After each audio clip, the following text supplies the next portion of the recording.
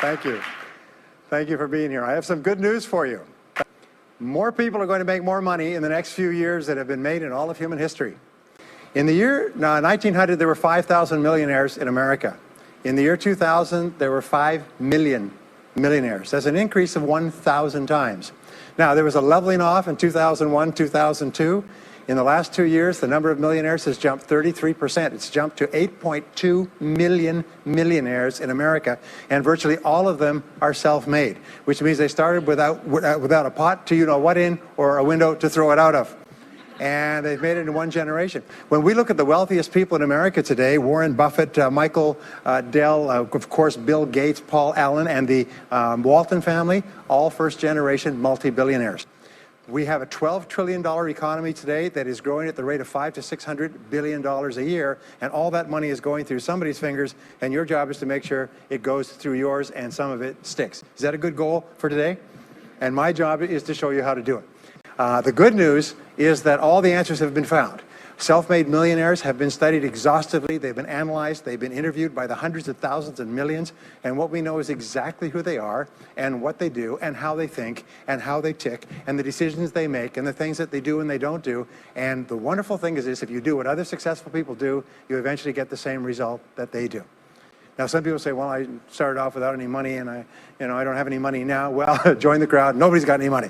Most people are broke up into their 40s and 50s. So if you're broke today, you're just one of the gang. The only question is, do you stay there? And the answer is no. Now, when I started off in this many years ago, I came from very poor beginnings. I did not graduate from high school. I finished in the half of the class that makes the top half possible. When I left school, I dropped out of high school. I could only get laboring jobs.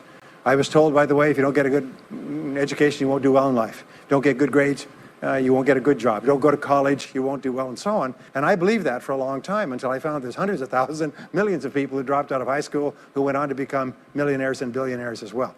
The reason I say that to you, by the way, is don't let it hold you back. Don't let any experience that you've ever had in your life act as a brake on your potential, because there's hundreds of thousands of people who've had it worse than you could ever dream of who've gone on to accomplish wonderful things. So, I worked at laboring jobs for several years. I worked in construction. I worked on farms and ranches. I worked in factories putting nuts on bolts hour after hour. And one day, in a state of frustration, I began asking this question: why is it that some people are more successful than others? Now, in the Bible, there's the line that says, seek and ye shall find, for all who seek findeth. Ask and the door will be open. So I began asking other successful people, what are you doing differently from me? And they told me, and I did it, and I got better results. I got into sales when I could no longer get a laboring job, like many of you. And in sales, I noticed that one of the guys in my company was making 10 times as much as anybody else, and he was selling the same product out of the same office at the same price to the same people under the same conditions, and he was making 10 times as much as anybody else. So I went and asked him, what are you doing differently from me? And he told me, and I did it. Now, what I discovered, which changed my life and which brought us here today, is I discovered the law of cause and effect. The law of cause and effect, sowing and reaping, action and reaction, is the great universal or iron law of the universe. What it says is that everything happens for a reason, is that there are no causeless effects, is that even if we don't know what is causing the effect, we trace it back. It's the basis of the scientific process, of all medical research, of all marketing, of all business, is if you can define an effect that you want, you can trace it back and find somebody who at one time did not have that effect, and then find out what they did, and then do the same things, and you eventually get the same results. We say that success is not an accident. Failure is not an accident. Success leaves tracks. So if you just follow the tracks of other successful people, no matter where you're starting from, you eventually get to the same place that they get. Well, this was a shocker for me, because, and I learned later in psychology, by the way, that one of the two most important things we need to have to be happy and healthy is a sense of control, a feeling that we are in control of our lives, that things are happening for a reason, and a sense of coherence, a feeling that things fit together. Well, when I realized the law of cause and effect explained everything, I thought, wow. So in sales, I went to the top of my sales force. I read and I learned, attended courses, and especially I applied what I learned. And then when I got into sales management, I again read the books and took the courses and asked for advice. And when I got into real estate and importation and development and manufacturing and distribution and a whole series of businesses over the years, the first thing I did is I asked, how does it work? How do people succeed in this field? And then I buried myself and immersed myself. I spent hours and hours and hours studying, and then I did what the most successful people did. Interesting point. We say that nature is neutral.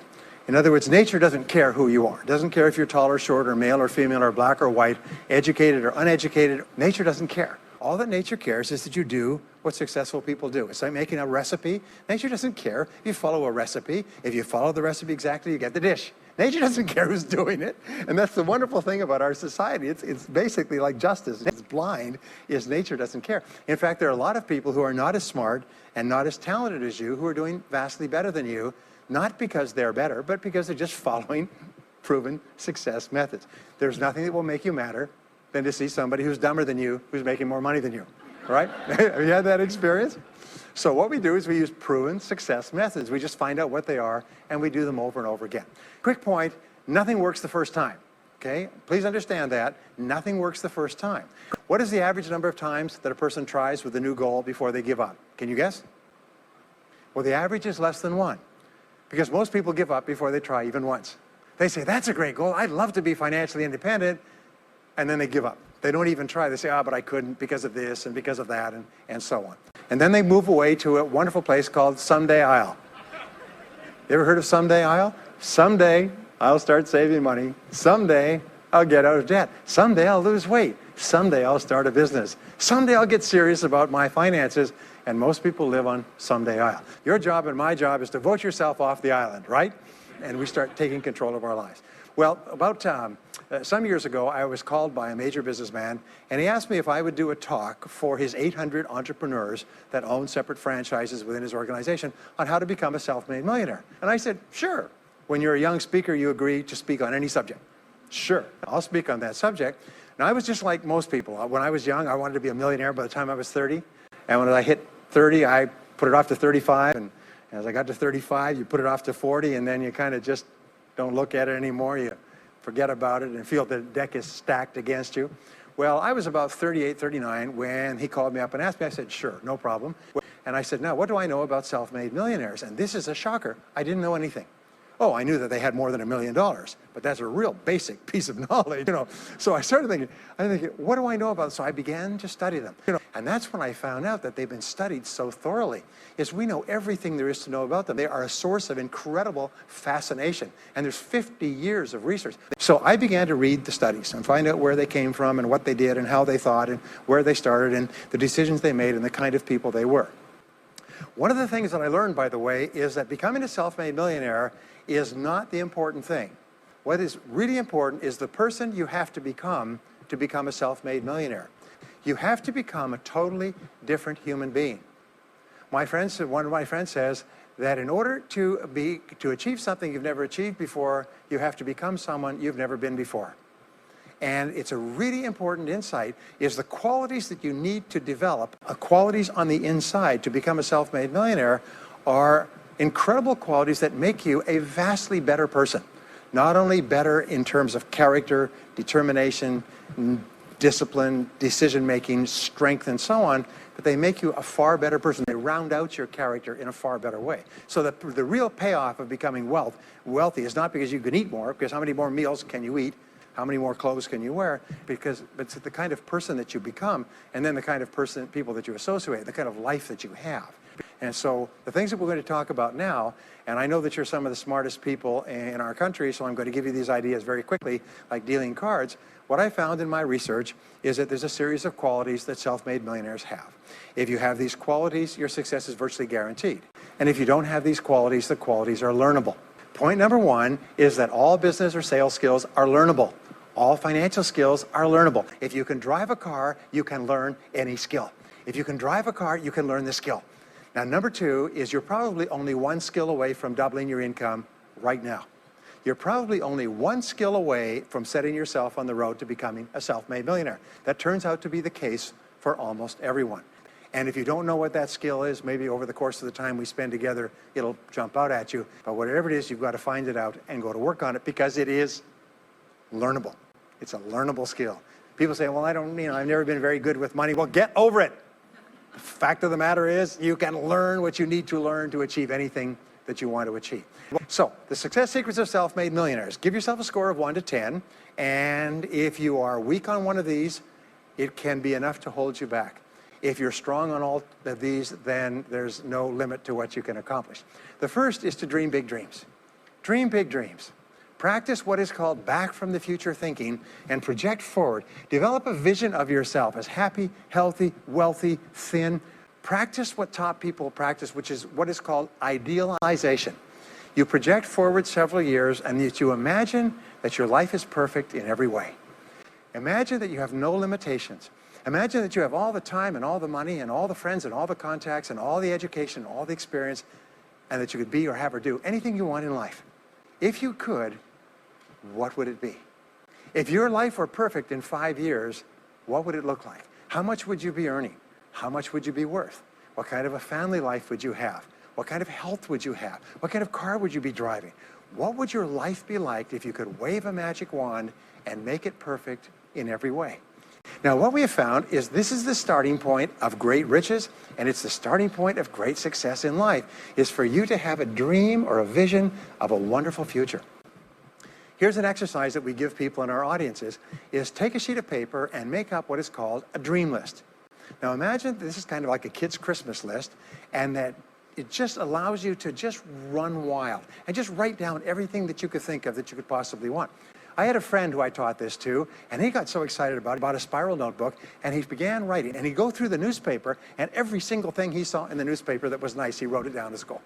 He ended up, first time through, with 330 goals. By the end of the month, he had 500 things that he wanted. The interesting thing was that his life exploded.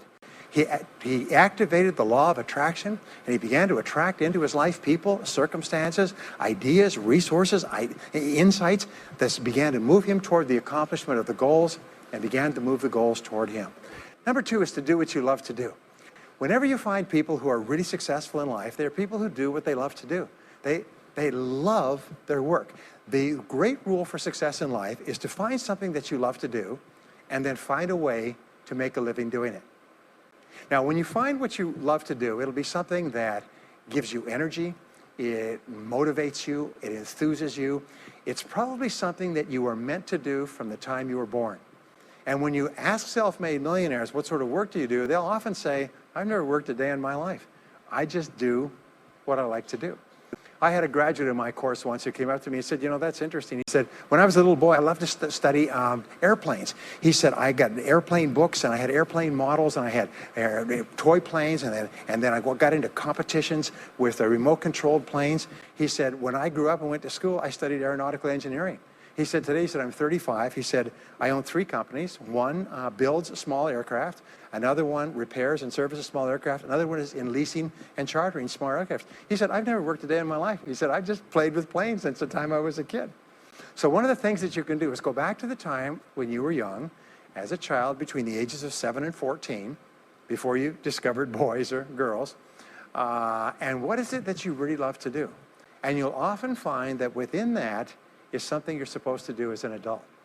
Number 3 is commit to excellence.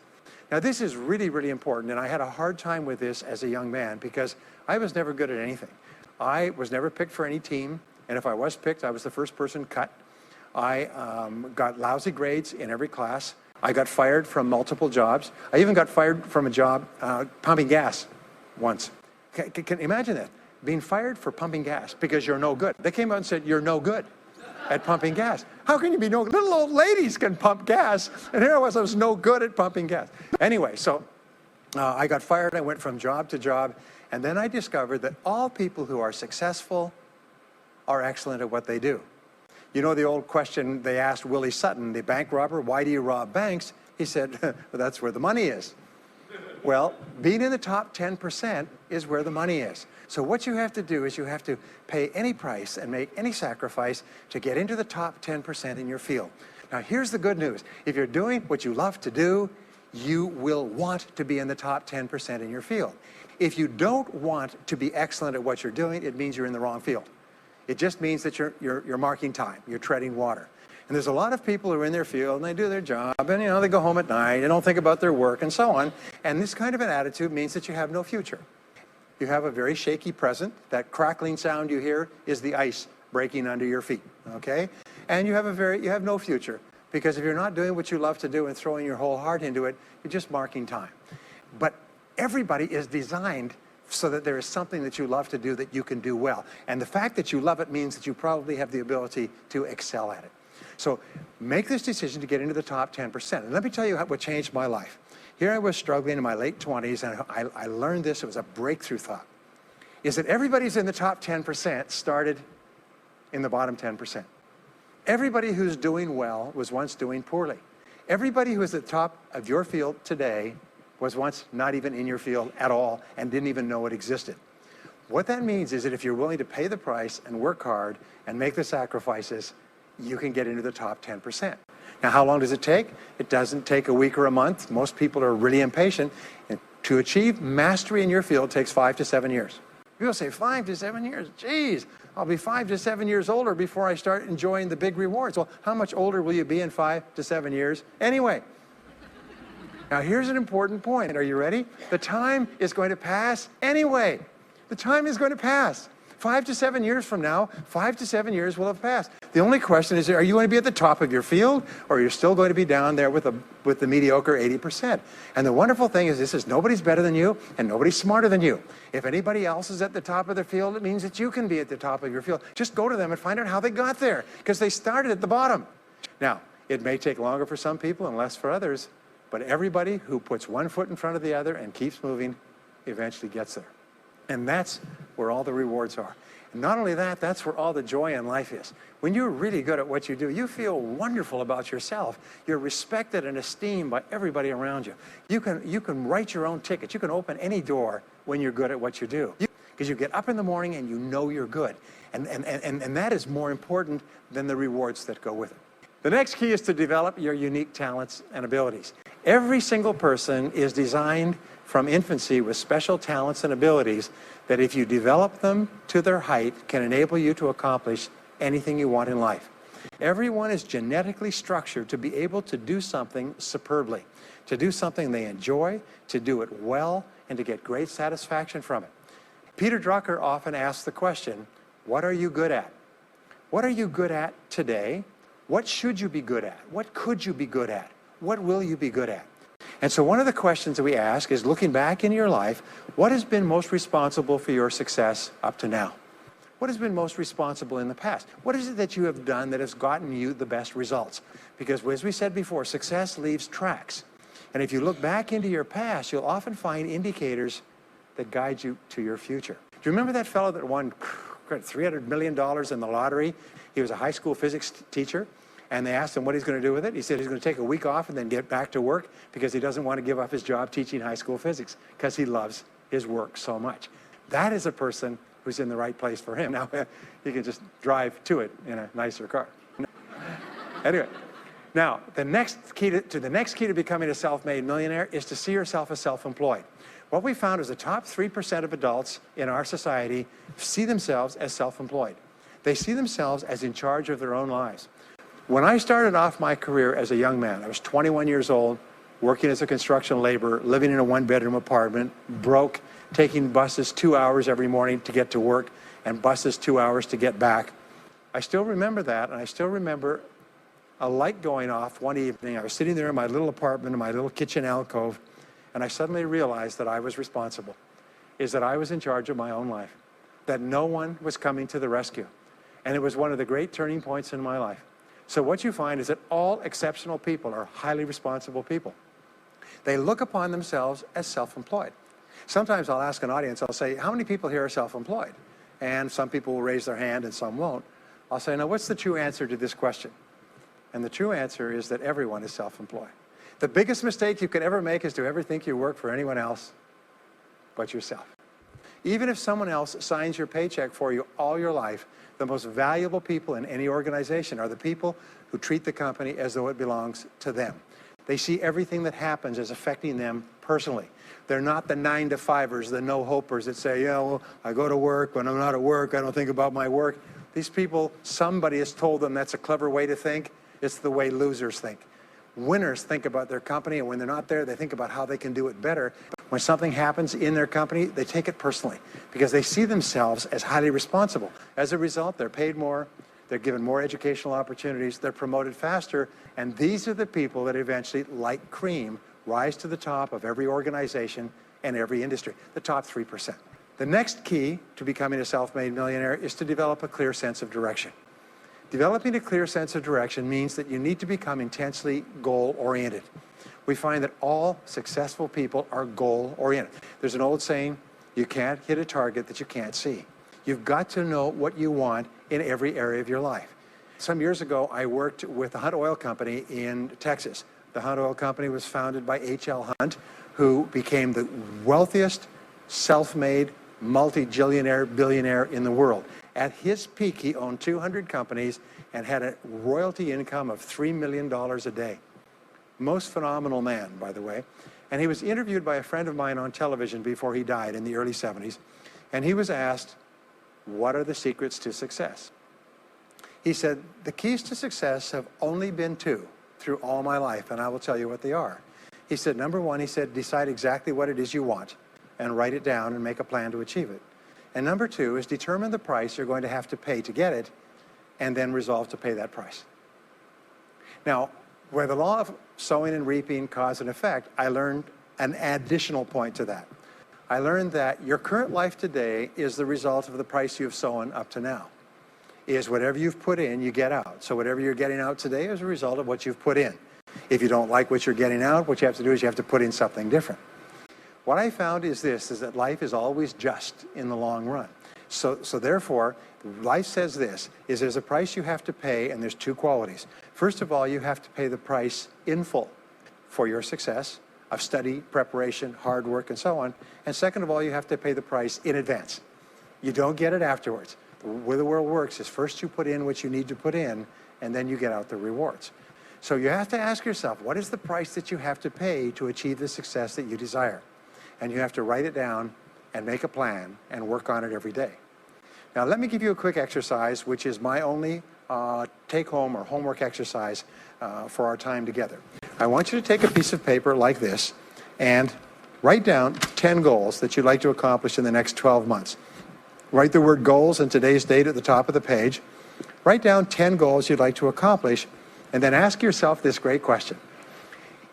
If you could only accomplish one goal on this list, but you could accomplish it within 24 hours, which one goal would have the greatest positive impact on your life? Now, this is a great question because it'll usually jump out at you. You say, that's the one. If I had this, that would have more of an impact on my life than anything else. Sometimes it's a financial goal, sometimes it's a health goal, sometimes it's a relationship goal. But whatever it is, put a circle around that goal and then turn the page over and write it at the top of the page. Set a deadline on the goal, make a list of everything that you could think of to do to achieve the goal, and then begin working on your list. And here's the kicker, do something every day. Do something every day that moves you one step forward towards your major goal. My promise to you that this exercise, selecting your most important goal, making a plan, and working on it every day, will change your life in ways that you cannot imagine. They say that people begin to become great when they determine their major definite purpose, their number one goal, and work on it every day. It is the secret to becoming a self-made millionaire. It's the secret to great success in life. My promise to you is a week, a month, a year from now, you'll look back and you'll be absolutely staggered at the difference it makes. I was giving a seminar not long ago, and a gentleman came up to me. He said, you know that goal-setting exercise? It changed my life 10 years ago. He said, I was broke, I was divorced. He says, I was an alcoholic, and somebody dragged me to one of your seminars. He said, and I did that exercise and I picked my major goal. He said, it changed my life. I said, in what way? He said, today, he said, I'm worth $40 million. I said, wow. He said, yes, and I owe it to that lesson. Next is refuse to consider the possibility of failure.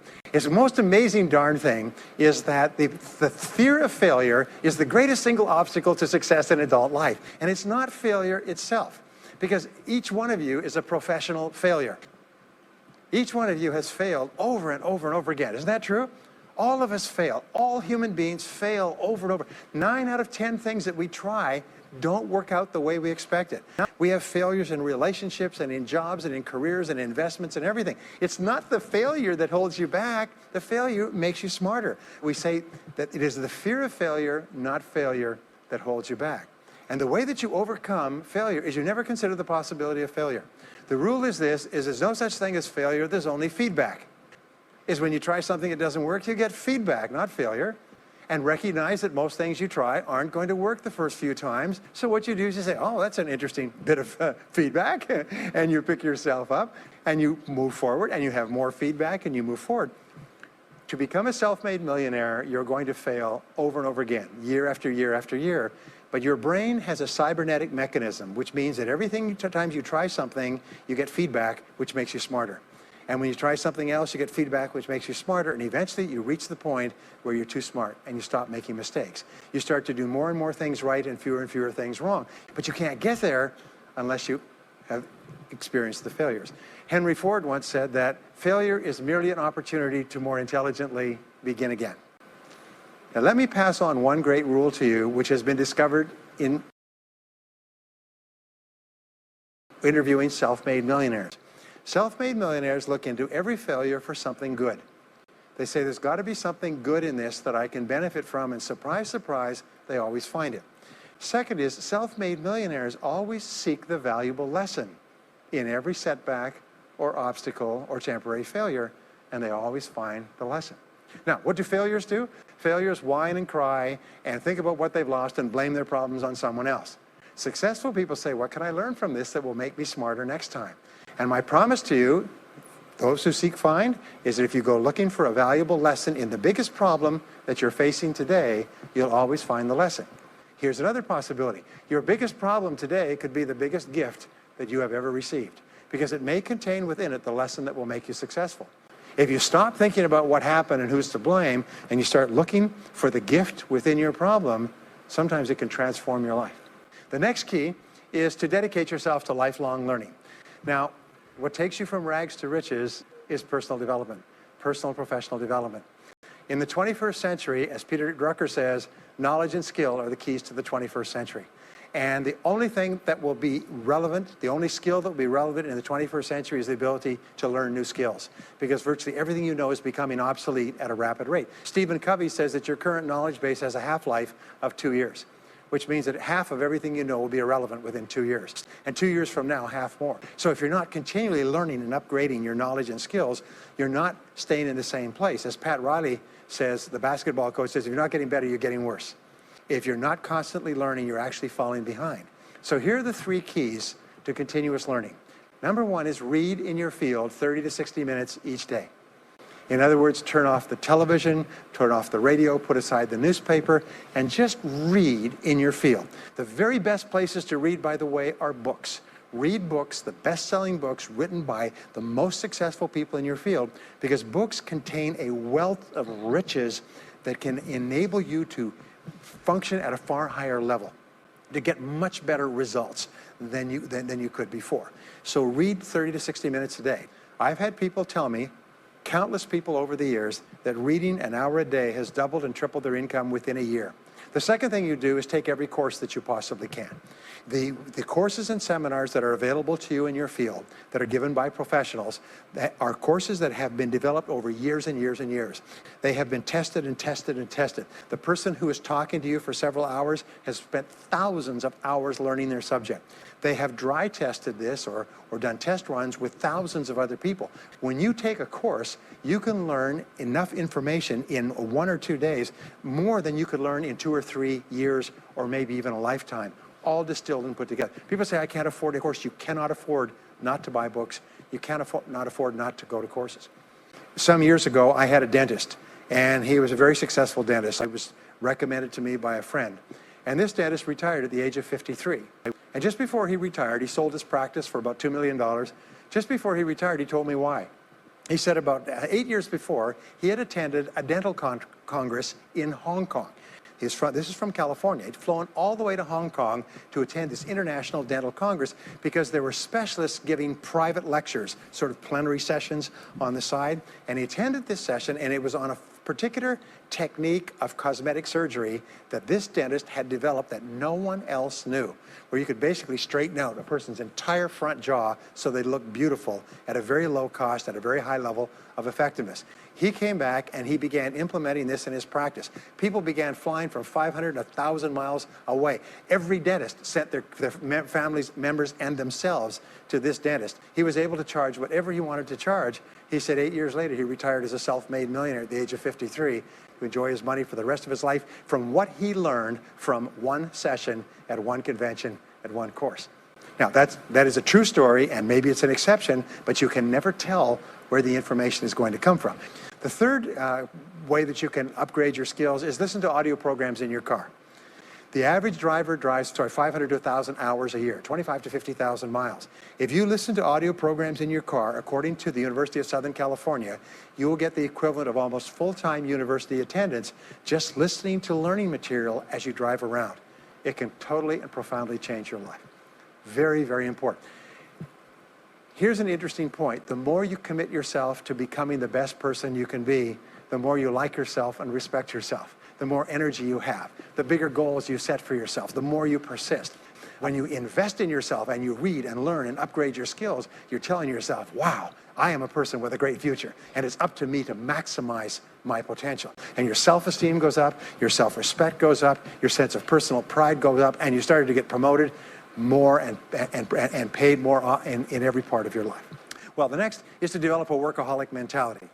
In our society today, you hear all these people talking about take it easy, have balance in your life, relax, lean back, have fun at work, happy, get along with your coworkers. This is loser talk. Loser, loser, loser. Now, there's a time in your life when you can back off, all right? You can take it easy. But that's when you've made it, not before you've made it. Because before you've made it, you're in a competition with hundreds of thousands of millions of other people, like at the Olympics, who also want to make it. And in order for you to win, you are going to have to work harder and work better and work smarter than they do. So the rule is to develop a workaholic mentality. What does this mean? It means that you start a little earlier, you work a little harder, and you stay a little later. Use what I call the 40-plus formula. The 40-plus formula says that working 40 hours a week gets you survival, and that's all. You work 40 hours a week, you survive. You make no progress. You don't go ahead. You just barely hang on. Every hour that you invest in your work or yourself over 40 is an investment in your future.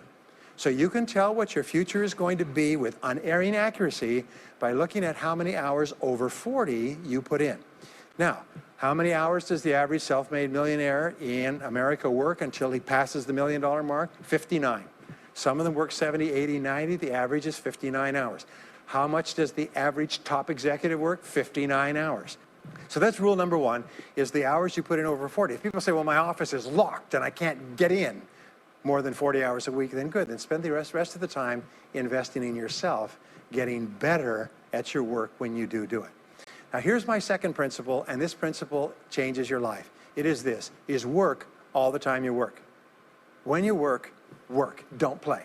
Fully 50% of working time today is wasted, and it's wasted in idle conversation, personal business, family phone calls, surfing the internet, reading the newspaper, drinking coffee, long lunchtimes, coming in late and leaving early. And then the other 50%, you're scrambling because now you're behind because you wasted so much time fooling around. Now you start to work, and you don't work on high priority tasks. You try to get rid of all the little stuff.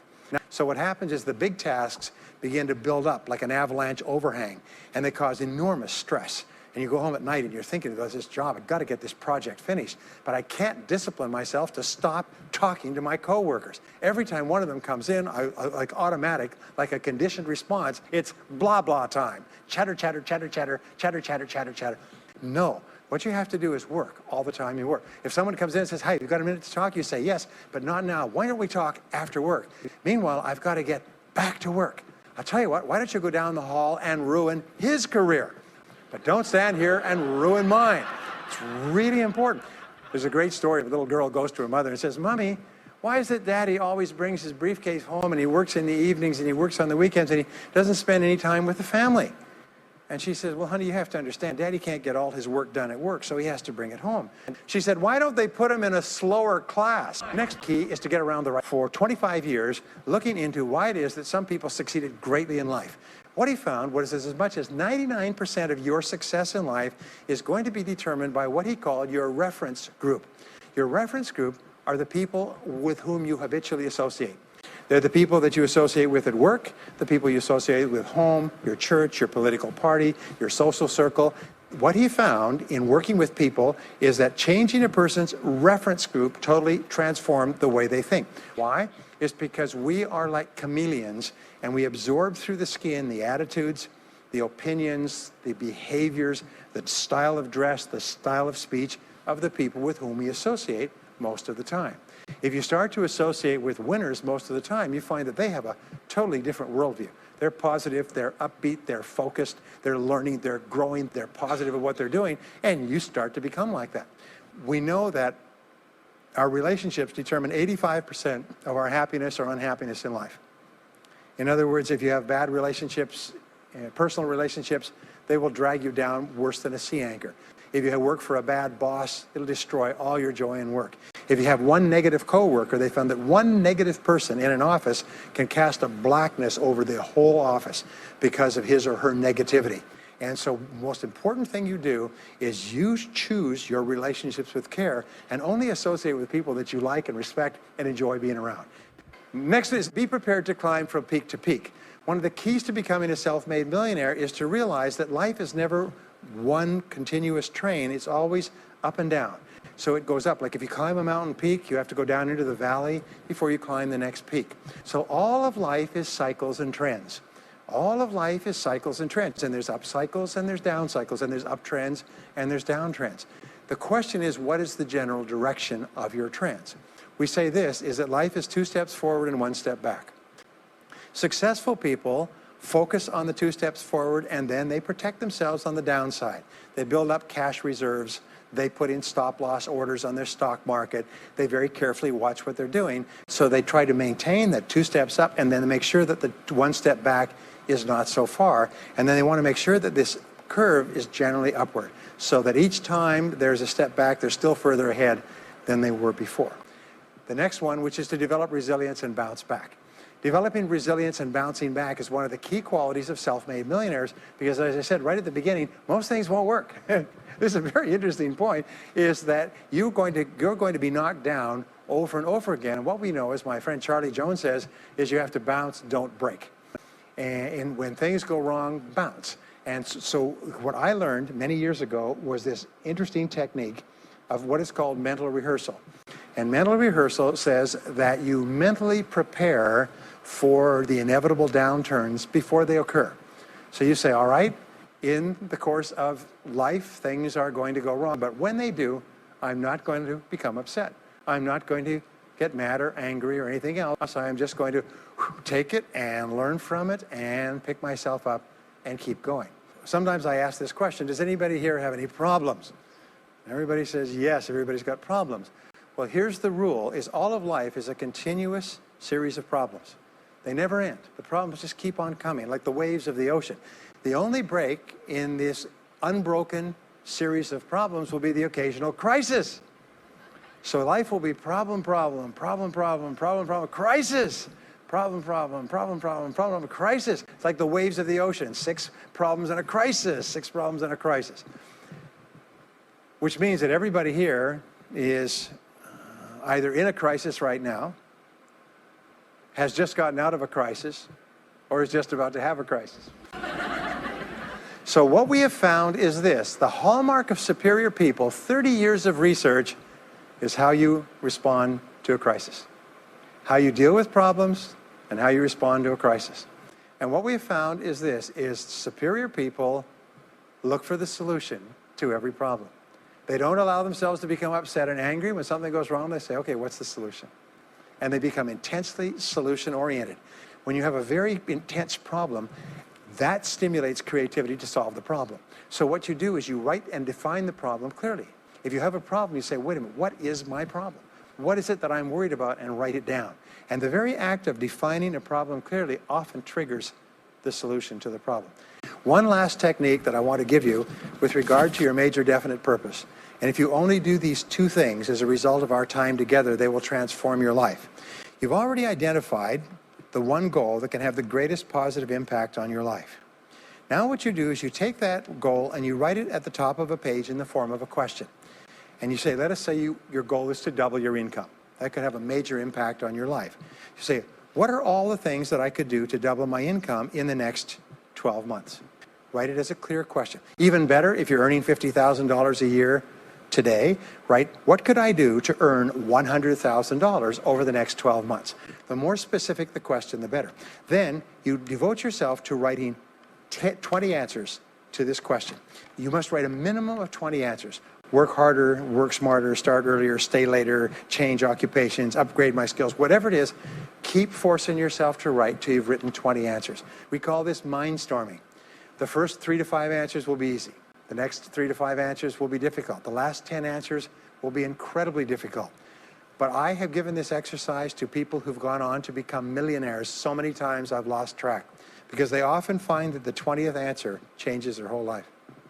And if you've ever done this once, it's absolutely staggering. More people have become millionaires with this simple idea of mind storming, what I call the 20 idea method, than any other single method of creative thinking ever discovered. Once you've got your 20 answers, pick one answer and take action on it immediately. Once you've got, it doesn't matter what it is, just take one answer and take action on it, and that will keep you thinking and acting creatively all day long. The next key to becoming a self-made millionaire is to become an unshakable optimist. An unshakable optimist means that you think and talk about what you want most of the time. Optimists think and talk about what they want. They look for the good in every situation. They seek the valuable lesson. They're constantly feeding their mind with great ideas, which opens up new perspectives. What I have found is that optimists have 3 wonderful qualities. Number 1 is they learn more things. As a result, they dramatically increase the likelihood that they will learn the right thing at the right time. Number 2 is they try more things, which dramatically increases the likelihood that they'll try the right thing at the right time. And number 3 is they persist. They never give up. Optimists make a decision that once they've decided they're going to become wealthy, they just never stop until they achieve that goal. Now, will they have many setbacks and obstacles and difficulties?